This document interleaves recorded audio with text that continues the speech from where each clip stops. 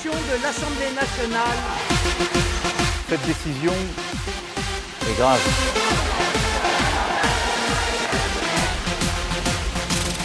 Las recientes elecciones para el Parlamento Europeo sacudieron a los principales partidos tradicionales de los países más importantes del bloque de 27 naciones, con un notorio avance de las organizaciones políticas de ultraderecha.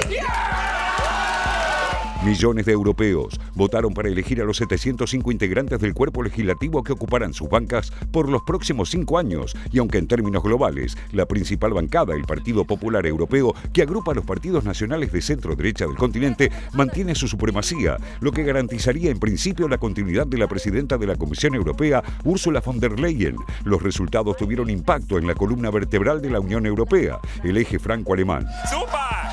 En ambos casos, fue marcado el crecimiento de los partidos de extrema derecha ubicados en los márgenes del sistema político. En Alemania, el partido euroescéptico y anti-inmigrantes Alternativa para Alemania fue el segundo más votado, con casi un 16% de los votos, en detrimento de la oficialista coalición de centroizquierda que encabeza el canciller Olaf Scholz, cuyo partido socialdemócrata logró solo el 14%. Die Stimmen für rechtspopulistische Parteien bei uns und in anderen europäischen Ländern müssen uns Sorge machen. Daran darf man sich niemals gewöhnen, und es muss immer der Auftrag sein, sie wieder zurückzudrängen und dafür zu sorgen, dass es klare, deutliche Mehrheiten gibt für die Parteien, die ein klares Bekenntnis zu unserer Demokratie, zu dem Rechtsstaat, zu dem, was uns als Europäische Union auch ausmacht, abgegeben haben und das auch repräsentieren. Pero fue en Francia donde los guarismos de los comicios europeos produjeron un verdadero terremoto político. Allí el partido de ultraderecha Agrupación Nacional de Marine Le Pen obtuvo un 31% de los votos, más del doble de los 14 puntos que consiguió la lista de Renacimiento, el partido social liberal del presidente Emmanuel Macron. Estos resultados motivaron a Macron a anunciar la disolución del Parlamento y la convocatoria a elecciones anticipadas, potestades que le otorga la Constitución francesa.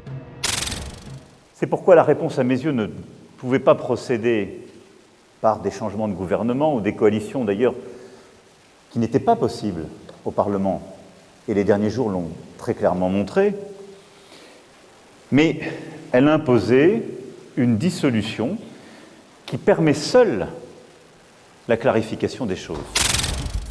La decisión de Macron es de alto riesgo. Según los sondeos en la primera vuelta de esos comicios, fijada para el próximo 30 de junio, la ultraderecha de Le Pen podría volver a obtener el 31% que logró en las elecciones europeas. En tanto, la alianza de centro-izquierda tiene una intención de voto del 28% y el partido oficialista un 18%. La segunda vuelta está prevista para el 7 de julio. Nous sommes prêts à exercer le pouvoir si les Français nous font confiance lors de ces futures élections législatives. Nous sommes prêts à redresser le pays, prêts à défendre les intérêts des Français, prêts à mettre fin à cette immigration de masse, prêts à faire du pouvoir d'achat des Français une priorité. La pregunta en este contexto es si volverá a funcionar el cordón sanitario del sistema político francés para impedir que la ultraderecha llegue al poder, como ocurrió en el pasado, cuando tanto Le Pen como su padre fueron frenados por votaciones masivas. Por lo pronto, el nuevo escenario ya desató una crisis en la derecha tradicional. El Partido de los Republicanos le pidió la renuncia a su presidente Éric Ciotti por sugerir una alianza con Agrupación Nacional de Le Pen. Qu'est-ce que le président veut faire? Il veut peut-être dire ou espérer qu'il y aura une coalition anti-Rassemblement national dans les urnes dont il serait peut-être le chef. C'est hautement improbable parce que d'abord les Français ne se mobilisent plus comme un seul homme contre le Rassemblement national. La stratégie de Front républicain a pris l'eau de toutes parts. Il n'y a plus de plafond de verre. Et le Rassemblement national peut très bien avoir dans quelques semaines, dans 3 semaines à peu près, une majorité à l'Assemblée nationale. Et à ce moment-là... Se espera también que Marion Maréchal y su aliado Éric Zemmour, líder del pequeño partido de extrema derecha Reconquista, voten por Le Pen. En tanto, el resto del arco político podría unir fuerzas en un balotaje para evitar que la ultraderechista obtenga mayoría parlamentaria y logre formar gobierno. En caso de un eventual gobierno de ultraderecha, Macron continuaría como presidente durante los próximos 3 años conservando las áreas de defensa y relaciones exteriores, pero perdería el control de la política doméstica, lo que incluye las políticas económicas, financieras financiera, de seguridad y migratoria. Menant des négociations secrètes, sans concertation avec notre famille politique et ses militants. Éric Ciotti est en rupture totale avec les statuts et la ligne portée par les Républicains. Il est exclu ce jour des Républicains. Esa posibilidad, auguran desde el gobierno, podría desatar una crisis financiera y de deuda en Francia. En el partido de Macron también hay dudas sobre la conveniencia de que el presidente lidere la campaña electoral buscando una gran alianza de todo el arco político contra Le Pen. En cualquier caso, todo indica que esta nueva batalla electoral para evitar que la ultraderecha logre un triunfo histórico terminará resolviéndose en la segunda vuelta del 7 de julio.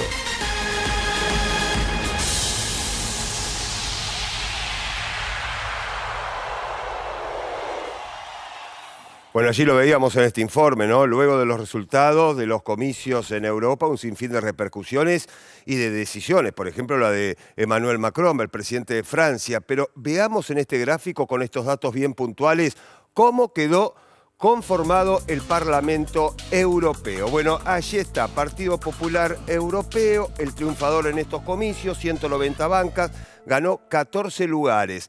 Alianza de Socialistas y Demócratas, 136 bancas, perdieron 3 lugares.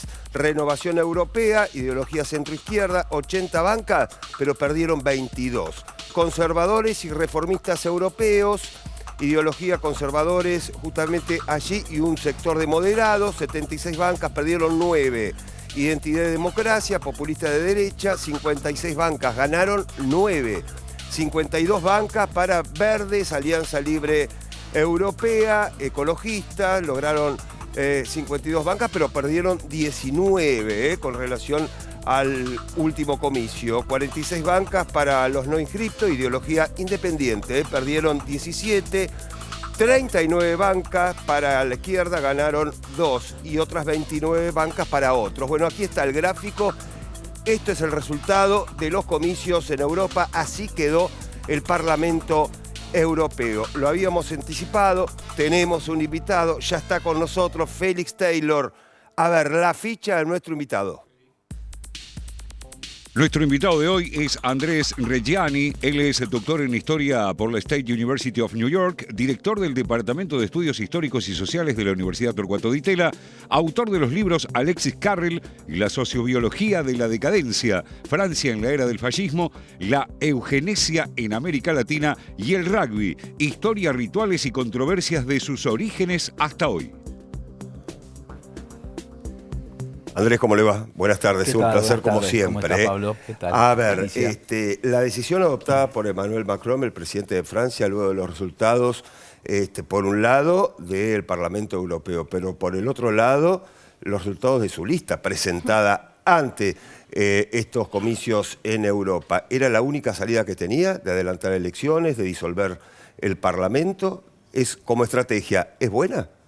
Es una salida arriesgada. Arriesgada. Muy arriesgada porque en realidad estas elecciones europeas han confirmado una tendencia, es decir, la novedad en todo caso puede estar dada por la decisión de Macron de disolver la Asamblea, es una jugada arriesgada, sobre todo por la popularidad de este candidato cabeza de lista, Jordan Bardella, ¿no? Una persona muy joven, tiene apenas 28 años. Muy popular. Ya es presidente del partido, es un poco el sobrino político de Marine Le Pen. Entonces, es propio de Macron, ¿no? Por momentos forzar, ¿no? Las situaciones, se entiende, ¿no? Necesita un mandato, claro, porque en el fondo estas elecciones son un referéndum sobre la política doméstica en todos los países. Está claro que por lo menos una mitad o más de la población, por las estadísticas que yo veía, ven esto como una elección para los partidos en el gobierno. En el caso de Escandinavia están los partidos de derecha en el gobierno, así que los que salieron favorecidos son los partidos de izquierda. Así es una evaluación de la gestión en este momento, y yo diría que lo que uno debería retener son los temas comunes que atraviesan las fronteras nacionales. La inmigración, el problema que plantea la inmigración, esta política un poco de puertas abiertas, el costo de vida, es decir, el costo de la crisis energética ocasionada por la guerra en Ucrania, la guerra en sí misma, el temor, la guerra incluso pensada en dos registros. Por un lado, la proximidad de la guerra entre Rusia y Ucrania, el peligro de que esa guerra desborde, en la medida que todos los países de la Unión Europea están involucrados más o menos con el aumento del presupuesto militar, despliegue de tropas en la frontera occidental de Rusia, los países bálticos, en el caso de Alemania, que está muy próxima a un país como Polonia, que está muy comprometido con la guerra, y por otro lado Gaza. Claro. Hay otra dimensión del temor a la guerra que en este caso, en el caso de Gaza, divide a las sociedades europeas. Yo lo que he percibido es, por un lado, una identificación, un apoyo institucional a Israel, pero en la calle la cosa cambia.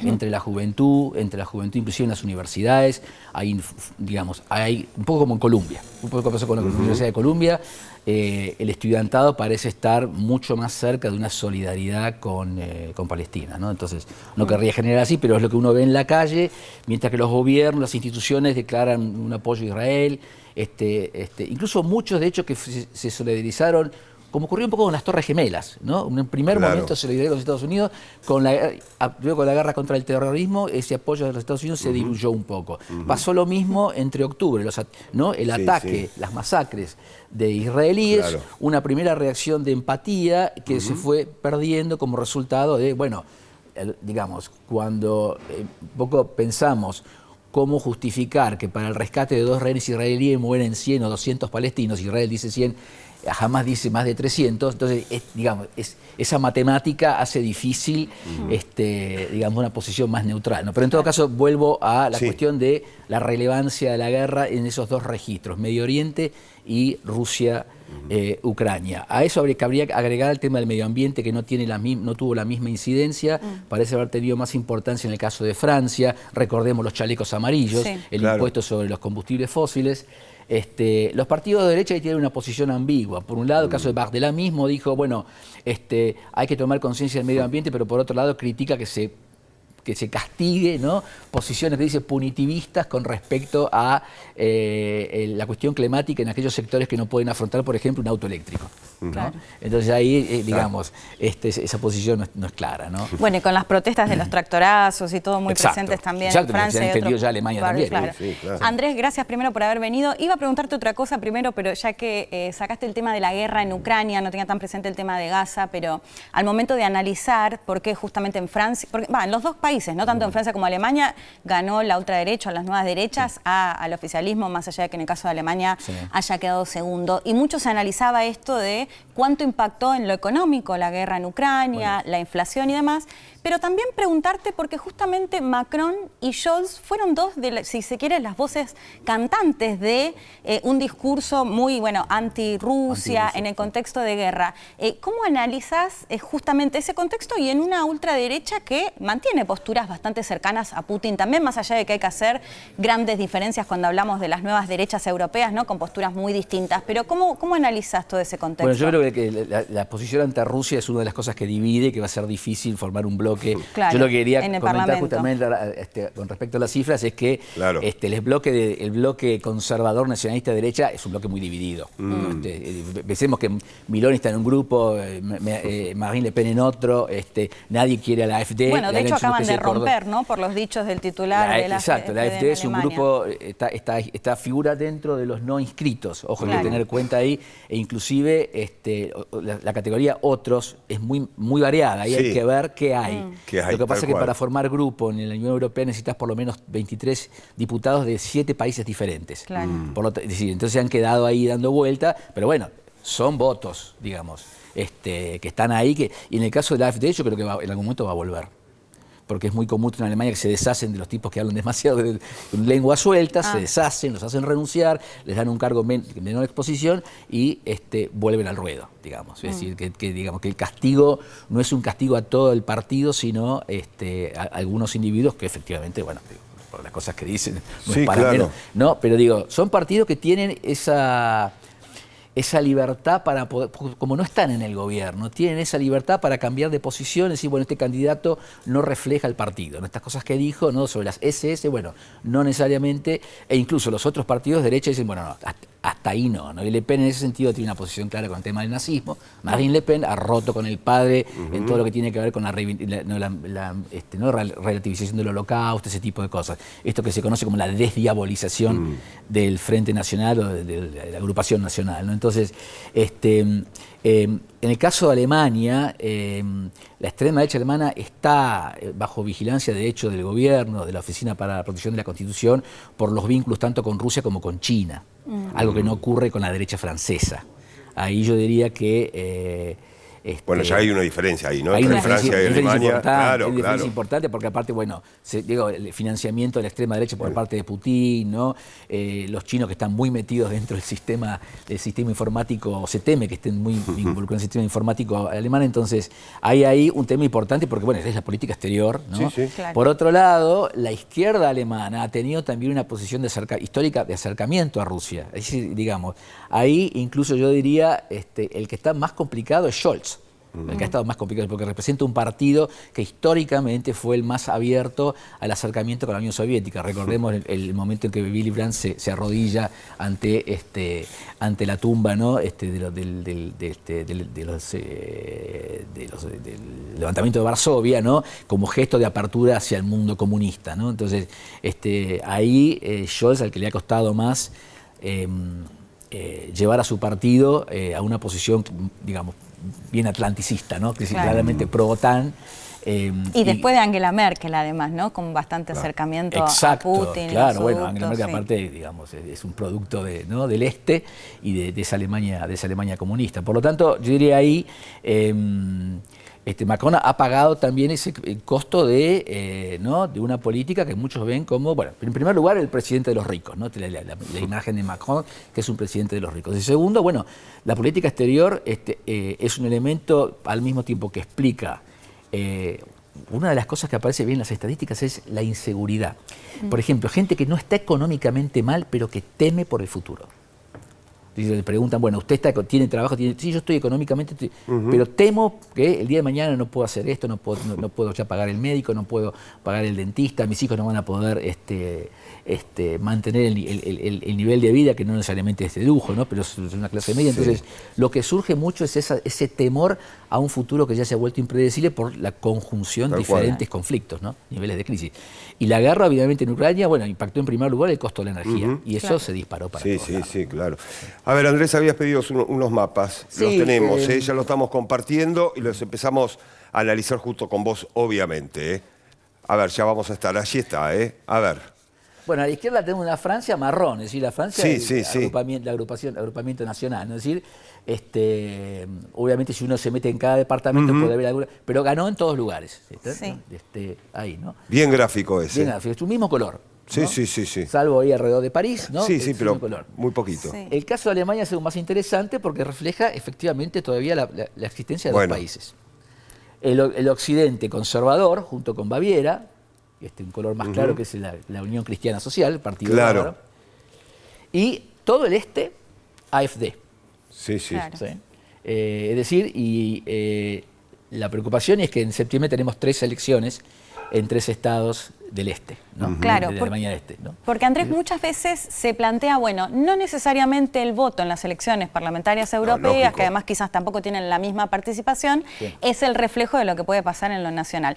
Pero según los sondeos, bueno, primero me gustaría que nos cuentes, en Francia, ¿cómo vienen hasta ahora? Porque en definitiva sigue Le Pen, entiendo, incluso con esta partición que se dio dentro del partido de derecha tradicional o más conservador como los republicanos, que viene primera y de hecho segunda, según los sondeos, como lo contaba el informe, la izquierda. Sí, que en un tercer lugar Macron, ¿no? En un tercer lugar, entiendo que bastante cuestionado, y por otro lado una Alemania que, como lo mencionabas, según los análisis también... Compararlo con el caso de Alemania, primero el CDU, segundo la AfD, la extrema derecha, y tercero la socialdemocracia. Exacto. Ahí está. El mismo caso. Los dos grandes detrás de perdedores la que son los verdes y los liberales, ¿no? Entonces, es un fenómeno en ese sentido, a nivel escala europea, yo diría, en ciertos países, Italia lo mismo, el caso de Meloni, que ya está en el gobierno, ¿no? Pero que muestra un panorama de desencanto y de desilusión con los gobiernos tanto en lo que hace a la política doméstica como en la política exterior. ¿No? No está claro cuál es la salida de esto, por otro lado. Es decir, en Alemania muchos pedían ya una solución a la francesa, ¿no? Scholz dijo que no, yo creo que hizo bien en decir que no. Porque le queda menos tiempo, de hecho. Claro, bueno, el año que viene. Claro. El año que viene hay elecciones federales. Entonces, y por supuesto están todos muy pendientes de lo que ocurre. Ya nadie duda de sí, sino por cuánto va a ganar la extrema derecha en esos 3 estados del este, en Turingia, Sajonia y Mecklemburgo, ¿no? Bien, Andrés, el placer de siempre. Gracias por haber venido. Gracias a ustedes.